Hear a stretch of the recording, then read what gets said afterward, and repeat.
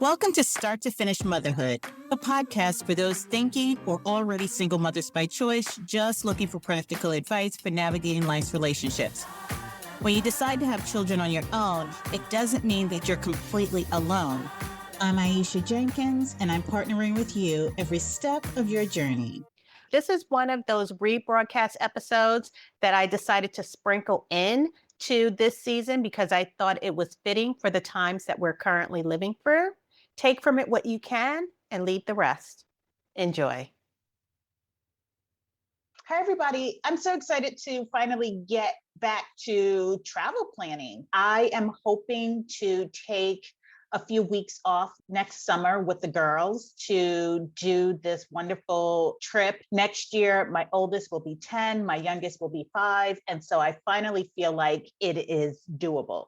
I'll be fully transparent. The 2022 holiday season took an unexpected turn with me intentionally seeking out safe spaces for Black women. And I was in the process of setting up my YouTube channel, my podcast for Start to Finish Motherhood, when God and the YouTube algorithm introduced me to a YouTuber, Stephanie Perry. Her messaging and her personality just resonated with me, kind of like a friend in my head speaking directly to the need that I had at that moment. The YouTube video was called More Ease for Black Women in 2023. That headspace really took me on a journey to identify what I really needed in this next season of my life. I love being a mom, but before becoming a mom, I love to travel. And I'd always planned to go back to traveling after I was done building my family. Well, I was done building my family in 2019 with the arrival of my second daughter. And I had actually started planning our first family vacation as a team of 3. The vacation was supposed to take place in May of 2020. Well, as you all know, the pandemic happened and everything hit in March. So now that the world is opening back up and we have COVID protocols in place, I really feel ready to travel internationally again. Prior to having children, I had always wanted to spend a few years working and living outside of the US. Now, on this side of motherhood, I thought that that dream might have been behind me or off the table. Well, it's not, but it does look different. And this is where Stephanie's channel really came into play for me. As I explored more of her videos and I kept hearing her talk about taking sabbaticals, I really started thinking like, hey, that might be the option for me and where I am with my family right now. So here we are. I am going to take maybe a 4 to 6 week sabbatical with the kids next summer. My youngest will be ready to pull her luggage and she'll be turning 5. Daycare will be optional, so I don't have to worry about holding on to her spot. And I was going to be paying for a summer camp for my oldest anyway, so that's already built into the budget. So now it feels like the right time to start planning a family trip. I started joining a few Facebook groups. And in one of the Facebook groups, it was like the Exodus Summit. I threw out this question that I think as a single mom, I feel ready to take a sabbatical for a few weeks with my 2 girls. And if anybody would be willing to be my accountability partner.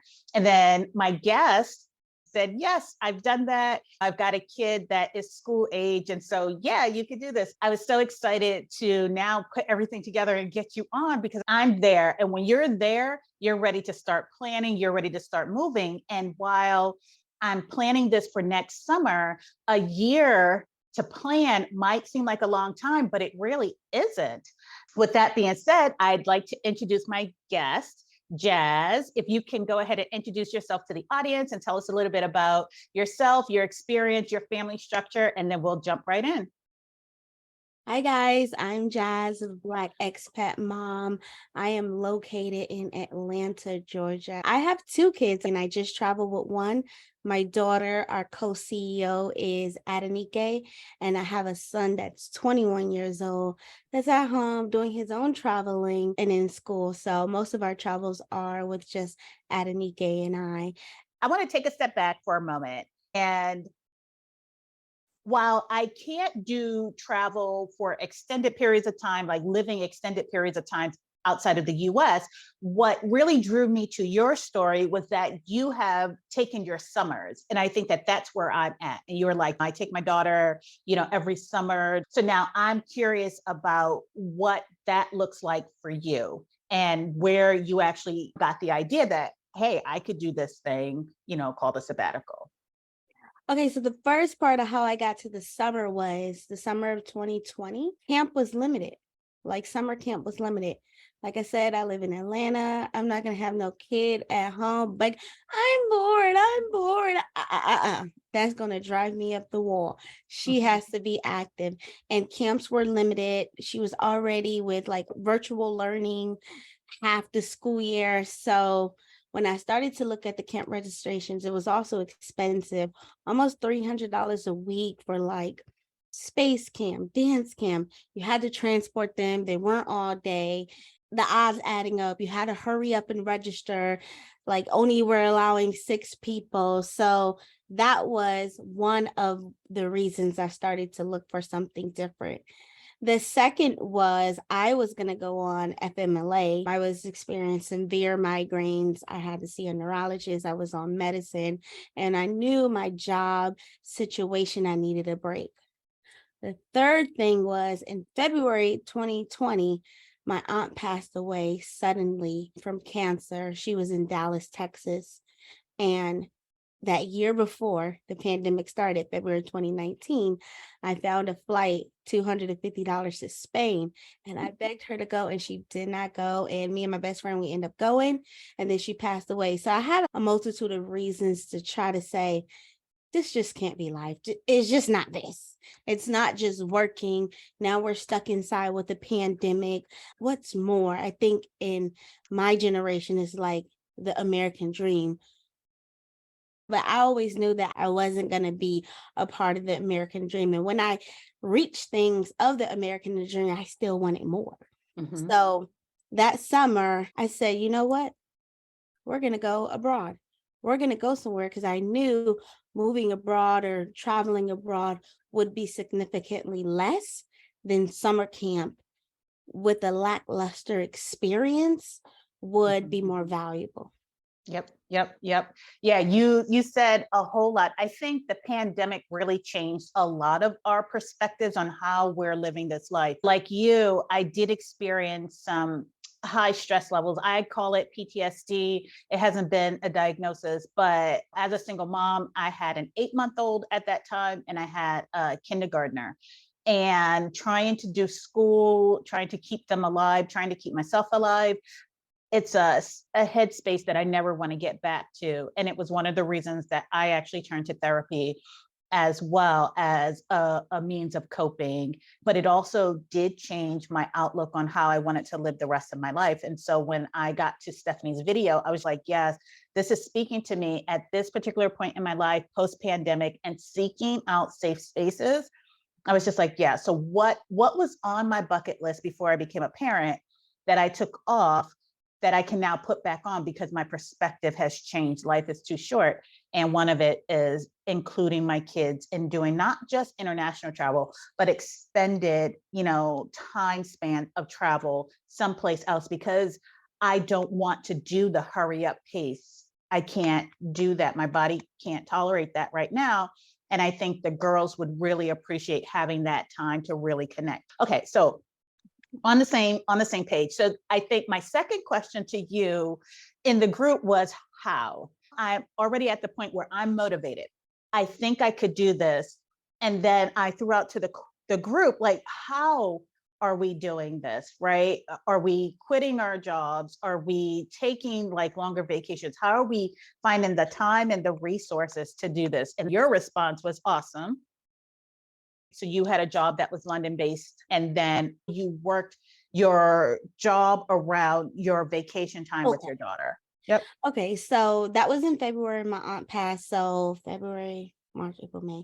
I already knew that I was going, because in months prior to that, when the pandemic or it started shutting down in March, I was hybrid. It was like 2 days in the office, 3 days at home. So then our whole team was like, okay, we're just going to do virtual and we'll figure it out when it opens up. We wanted to keep people safe. So I was at home working. So even though I was at home working, I was so stressed. And like you said about therapy, people don't talk about the dynamics of how our routine was interrupted and how we managed the stress. So I was already working at home.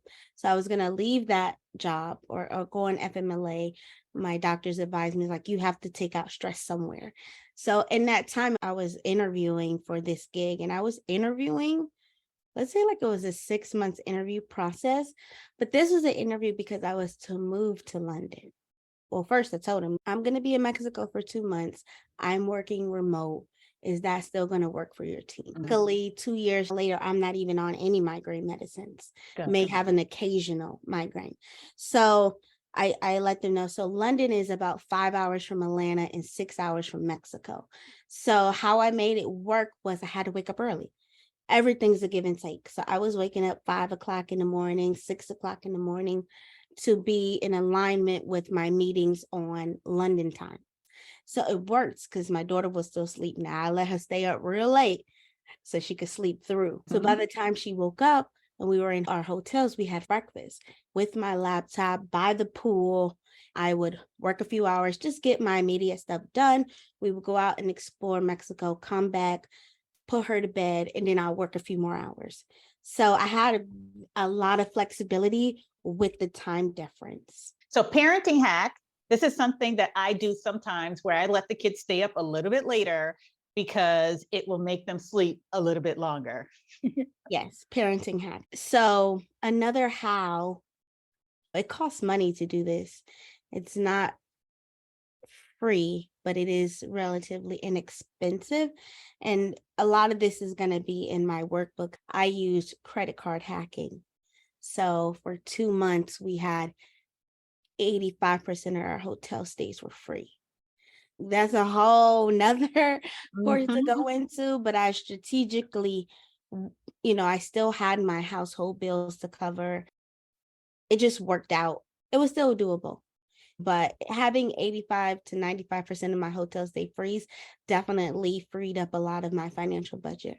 Okay, good. Yeah, I'm definitely going to have you back on to talk about the whole financing it all, right? Because I do a little bit of credit card hacking because prior to having kids, I did travel for work. So I knew about the point systems and all these different things that you can do as long as you pay them off at the end of the month. So definitely we'll have you come back and talk a little bit about that. Okay, so that was the hows of it. Based on your response, I actually started having conversations with my own job because I knew during the pandemic that we did get a bit more flexible. So I work from home 3 times a week and then in the office the other 2 days out of the week.